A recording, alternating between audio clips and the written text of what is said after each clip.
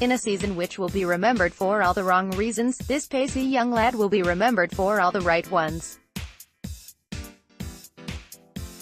He played without fear despite his youth and our tumultuous situation.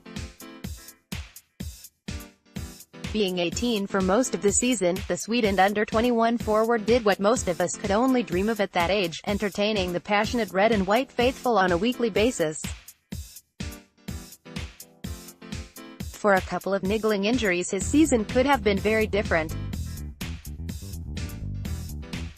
Asoro managed to grab 3 goals and 2 assists in what has been very much his breakthrough campaign, and while the figures don't look incredible, he has offered a lot more with his direct style of play. The precise finish to defeat Hull in January was a particular highlight, as he proved just what an asset he could be at that level, never mind in League One. Fingers crossed we keep hold of him.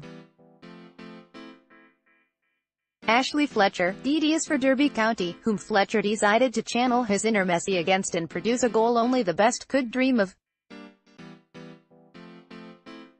But let's be totally honest, what a useless lump he was.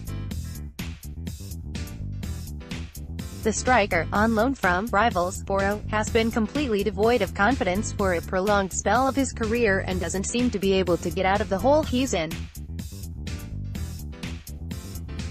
He clearly has some sort of talent, we just didn't see enough of it, although his form did improve slightly towards the end of the season, as he even won a few headers. All jokes aside though, I feel like Fletcher could have been a very capable championship striker had we not been so bloody useless.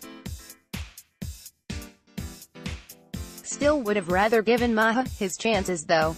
Lewis Graben certainly divided opinion more than most other prolific strikers in the league. Our top scorer for the season, he managed 12 goals in red and white, and 8 in the claret and blue of Steve Bruce's Aston Villa, finishing only 1 behind Mate Vidra in the overall standings. Graben is a natural finisher, a poacher, and a more than competent championship striker, but it felt for long periods that we needed a more industrious type forward to help the team out. Looking back though, maybe Graben was exactly the striker we needed and it was those around him who were letting us down. P.S. I hope Villa lose in the playoffs. Kazangalulua, F. The former Mag is just one of many signings that haven't worked out. The lad is made of paper for sure. Chris Coleman bigged up Kazanga when he first signed, claiming his attitude was what we needed at the time. He may well have had the attitude, but he didn't produce anything on the pitch due to his constant lack of fitness or recurring injuries.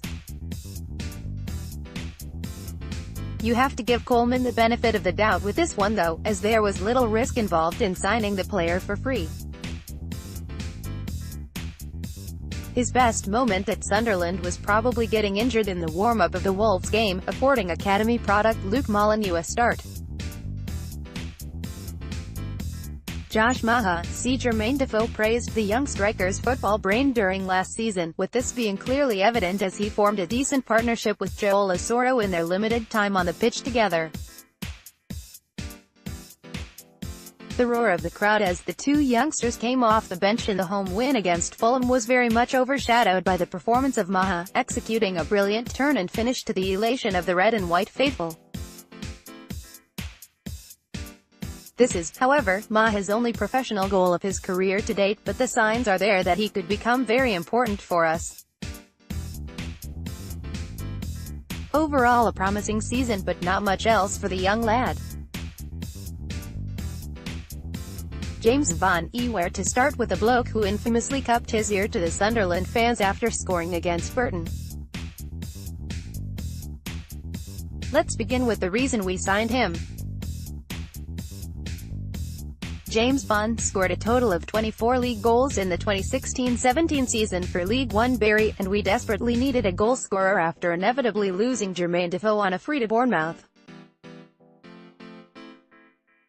Van couldn't quite bring his purple patch from northwest to northeast as he scored a measly 2 goals prior to a move to the eventual League One winners Wigan.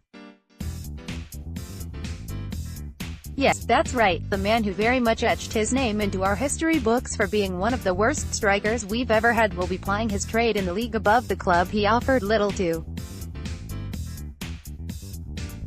As will one Danny Graham, but we'll leave that one there. The signs were there for all to see in pre-season as Fon seemed to only miss penalties or attempt overhead kicks. Good riddance, fella. Duncan Watmore. We didn't see much of the Roadrunner this season after his unfortunate injury, prompting a get-well-soon letter from none other than Real Madrid. The dangerous winger looked like he could excel in the Premier League, never mind the Championship, so when his season ended just as Coleman walked through the door, we had certainly lost an asset. Even though he wasn't available often, his willingness to run shone through a depleted team. His quality is evident, and if we can get him fit and keep him that way, then he'll be a force to be reckoned with in League One.